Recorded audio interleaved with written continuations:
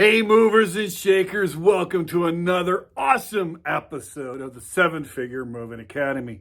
Now, many of you have the same problem, and that is accurately, without surprises, estimating moving jobs that you never even go into the homes to check in. For instance, if you have a second bedroom apartment or one bedroom apartment on a first or second floor, or even third floor, sometimes you having trouble with the customer telling you everything that there is to be in the home for you to accurately estimate the move. So what is the solution for it? Well, we're going to go over that in this video right here today. Hey guys, sorry to interrupt your video, but I just wanted to talk to you about how you can make $30,000, $40,000, $50,000 in the next 30 days. That's right. $30,000 to $40,000, $50,000 in the next 30 days. All you have to do is follow very certain, precise directions and strategies, and you could be making up to $50,000 in the next 30 days. Almost guaranteed. Now, how are you going to do that? You're going to join the Seven Figure Moving Academy membership group, and you're going to have access to everything that we have inside the membership group. This includes documents, this includes contracts, this includes terms and conditions, this includes credit card vouchers, waivers that you will actually be able to use to protect your business, as well as you will be able to network and communicate with some of the biggest and most profitable moving companies in Canada and the United States of America. So these people are there to help you make your business bigger and better than you ever imagined. And I'm there too. You will also have immediate and 24/7 access to me via this group anytime that you have a question. All you have to do is use the group. Now, this is not a get-rich-quick scheme. This is not, hey, you just do this, plug and play, and you can sit back on your couch and smoke a blunt or something. No. This is you actually having to get up off of your derriere and go and do something. But by doing these very easy 1, 2, 3 steps, you could literally make an extra $30,000, $40,000, $50,000 to your business income if you follow these specific strategies. I invite you to come to our membership and become a member. Now, we have annual membership and we have a monthly membership. If you take the annual membership, you'll save a lot of money. If you do the membership access, it's less than $1.50 a day. I mean, you can buy coffee from a gas station for less than that. Okay, so guys, go to sevenfiguremovingacademy.co/membership to find out how you can become a member of the Seven Figure Moving Academy and join the 7FMA family. Thank you, guys. Now back to your video. We do hourly rate, right? I charge you at least a closed job, minimum 2 hours, but further jobs, we charge 3 hours. Mm-hmm.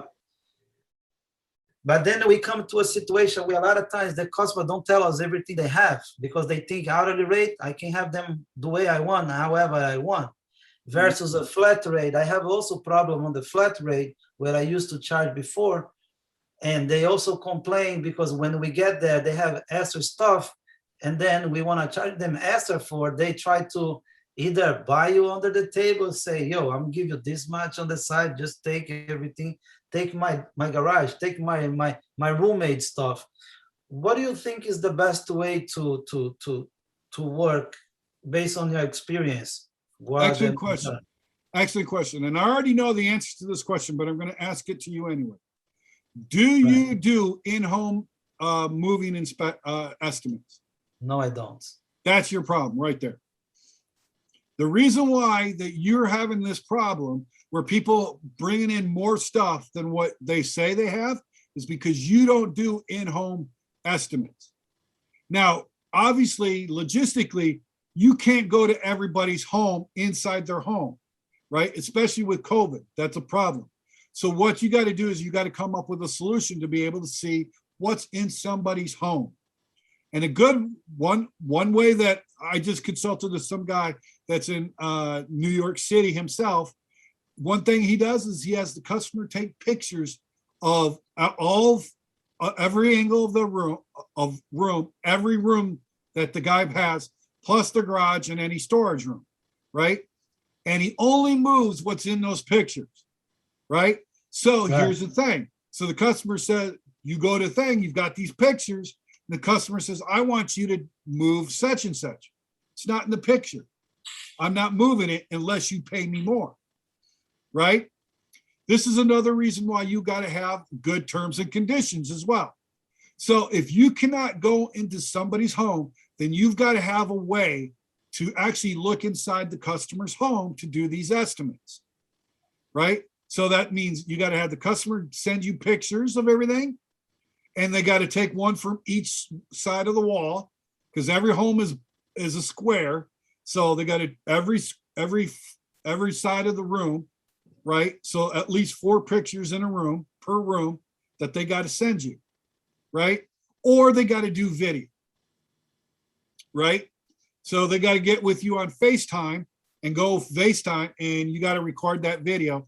And then that's how you can then do what's called a cube sheet, right? By doing that cube sheet, that'll give you a good idea of how many cubic feet you're going to have.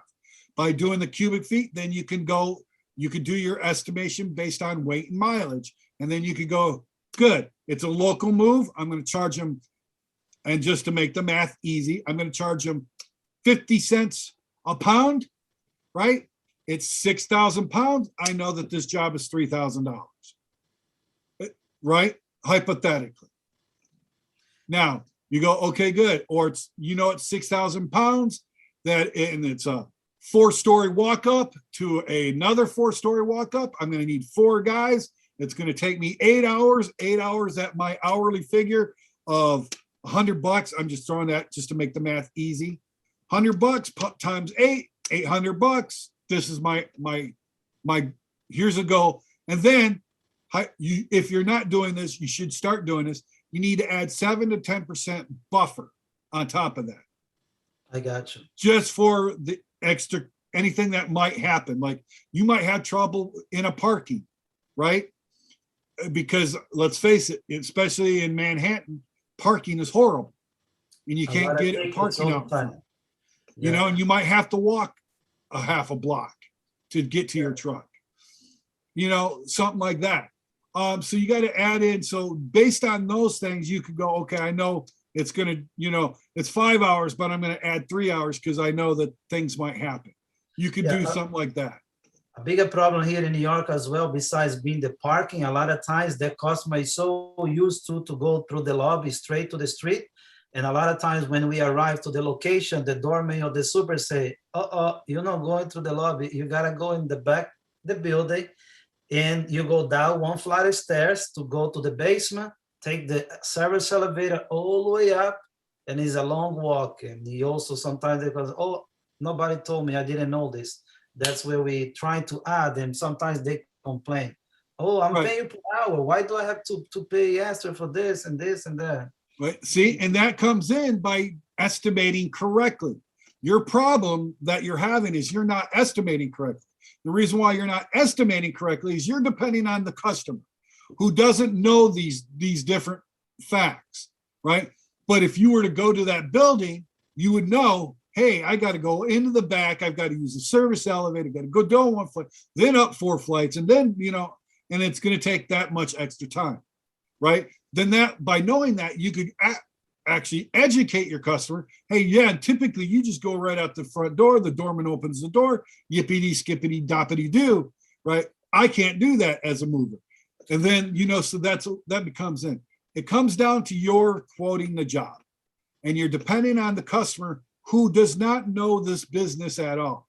And it's not their job to know the business. It's your job to know this business. Yeah. So you've got to educate the customer like, hey, okay, great. What floor are you on? I'm on the 5th floor. Is it a walk up or is there an elevator? There's an elevator. Is it a service elevator? I don't know. Okay, well, that's something I need to know because that's going to affect how I do this quote. If it's not a service elevator, are we able to use it anyway? Can people use it to move? Well, no, you got to use another elevator. Okay, that's the service elevator. And then you can base your quote. So it's asking the right questions, knowing the questions to ask, right? So you're already at that, you already know some of the problem points, right? You know some of the problem points because you're asking me about them. So you know some of the problem points that you would want to ask a customer. Do you have a service elevator? Do I have to be? Thank you, Jay. Thank you very You're much. welcome. Do we get a copy for this? I'll probably post this on YouTube. So look for it here in the next couple of weeks. You got it. Take care. Thank you. Have a great day.